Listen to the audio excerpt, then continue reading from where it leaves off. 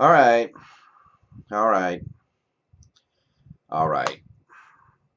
Game just wrapped up to my right over here about 30 seconds ago, maybe. Um, watching the little highlight package right at the end. And I don't know. I don't know. I saw nothing out there that really excited me. Nothing out there that really, changed my mind about this team. In fact, most of what I saw just kind of confirmed it. And I kind of feel like I'm in the same place I was last week or the week before. It's just not a very good team. Huskies win, obviously, 19-7. So that's good. We needed a win, that's for sure. 6 wins now, bowl eligible. I'm sure we will get a bowl game. So nice to lock that up. But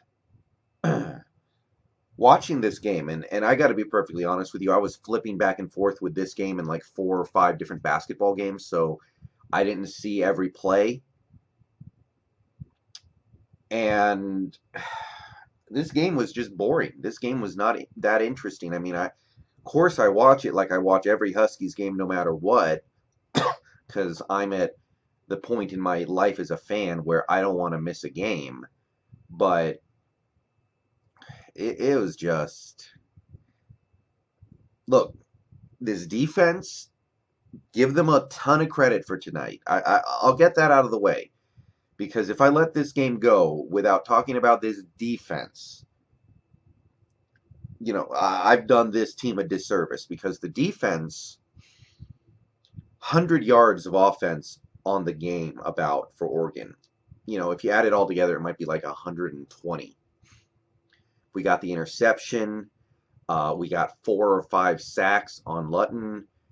No big plays, really. They had one 20-yard catch and they had one 20-yard run. But other than that, they they really just couldn't get anything going. We were well prepared for everything that they tried to run, and especially in that second half, Oregon could not move the ball at all. I think they had about 8 total yards of offense in the second half. 8. So hey, standing ovation for my offense. That last 2 weeks, it's been a little shaky. I mean, we played better teams, I get that, but Oregon State's offense was supposed to be pretty good. Oregon State's offense was behind them being pretty decent these last couple months. This is the first season in a few years now that Oregon State has even been decent. They've been terrible. And this year they actually are competing for a bowl berth. They're not at the bottom of the Pac-12. So us shutting them down, holding them to about 120 yards and 0 points on offense is an achievement. But goddamn it, I can't get past how pathetic this offense is. So, let's walk through it. This game starts and we're running the ball, we're throwing little screen passes, we're keeping everything short.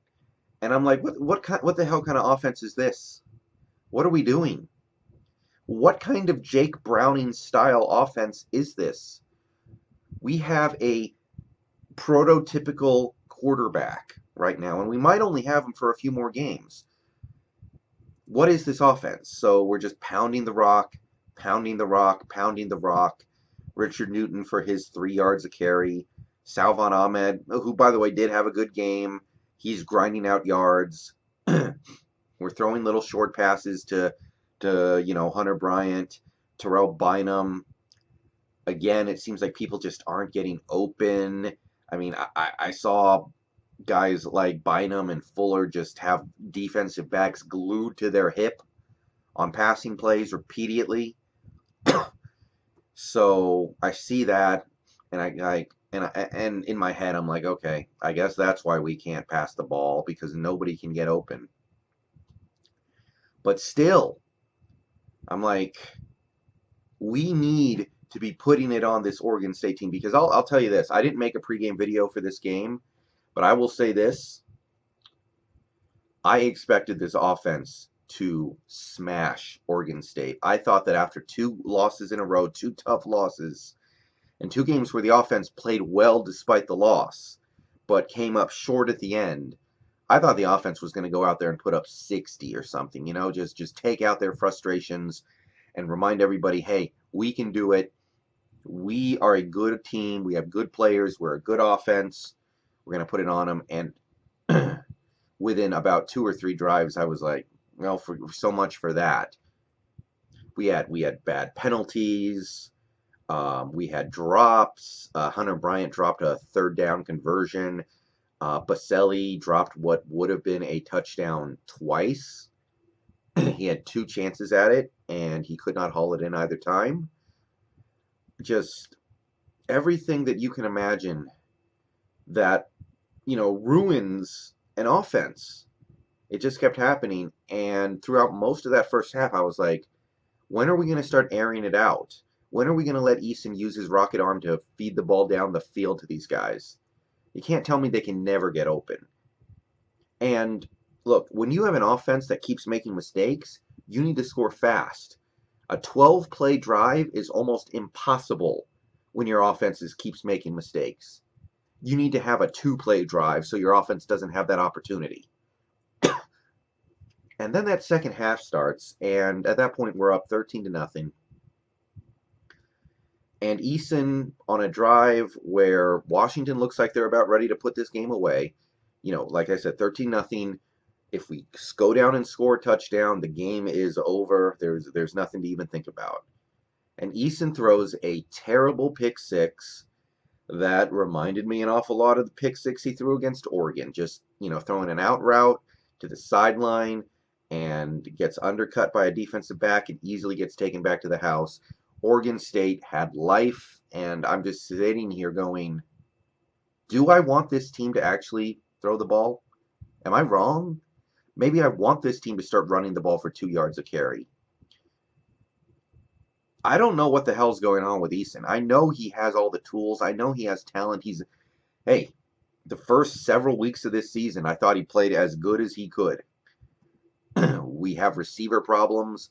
Occasionally we had offensive line problems. We had play calling problems. I didn't think you could put very much of that on him. But these last 6 quarters of football for Eason, it's been bad. And it got to the point where today, after the pick six, we just started running the ball on 90% of plays and throwing no-risk passes. And I was like, yeah, I'm okay with this. This is good. This is what I like. I like this. Just take it out of Eason's hands completely because we can't trust him right now. And that's a really bad place to be because Eason is supposed to be the guy. And I understand the receivers are bad. I understand they can't get open. I understand this team has all kinds of problems. But now we're at this point where it was 3rd and 3. We had the ball in Oregon State territory, and we ran the Wildcat. And 2 weeks ago, if we did that, I would have freaked the fuck out. I didn't. I was like, yeah, I'm good with that. At least Eason's not going to touch the ball. And Eason might fuck it up if we let him touch the ball. And this is a crucial 3rd down. And of course, we run it up the middle and pick up like a yard. End up going for it on 4th down. Don't get that either. But I was still like, yeah, okay, run the ball. Run the Wildcat. That's how little trust I had in Eason. I don't know, man. All I can say is this. The dude, Jacob Eason, is not ready for the pro game. And I don't see how any pro scouts could be watching him these last 6 quarters and go, yeah, I want to make that guy my guy. 2 interceptions tonight, completed half his passes. Look, if you want to say it's on the rest of the guys, fine. I mean, there are some bad decisions in there no matter how you slice it, but I guess the one silver lining here is that after a night like tonight, it really looks like Eason needs to come back for another year. It really looks like he needs to come back, hopefully get some better receivers, hopefully make some positive things happen in a better offense. But tonight, for the first time this year, I know he made mistakes against Utah, but I wasn't down on Eason after that game. After tonight, you better believe I'm down on him. This offense had the chance to go out there and set things right and just knock the just knock out a team like Oregon State. Because with the way the defense played today, this absolutely could have been like a 60-point blowout. And not only can the offense not even put up 20 points, the offense almost puts the other team back in the game with the pick six. Oregon State had 8 yards of offense in the second half, and they had 36 yards of interception return yards in the second half. Bowl eligible. It's good to get a win, and I'm really, really happy with my defense. They played as good as you can play on defense tonight. Almost perfect. But if this team can't get strong production out of Jacob Eason, then there are more losses coming. Period. All right, I'm out of here. It's late. I got stuff to do and I got to go to bed. But yeah, 19-7. There are parts of this team that played great, but Peyton Henry. We had a beautiful streak from the field goal kicker this year, which, by the way, I mean, there's got to be that's just cruel. By the way, we've had kicker issues for a few years now, and this is the year we have a kicker who is making everything when it doesn't even matter because the rest of the team isn't doing their job. He finally missed some kicks tonight. One very makeable. Another he gets bailed out on because of a penalty and gets to re-kick. So that's fun. You know, that's definitely what you want to see. Arguably one of the best things about this team so far this year is the fact that we have a completely reliable kicker. Well, maybe we don't. All right, I'm pretty down after given that we just won a game, but I don't know. I don't know. 2 more games left, and then we go bowling. I'm kind of going to be happy when this season is over because it hasn't been. It's kind of been, a worst case scenario season in my opinion, but definitely want to see them finish the season strong.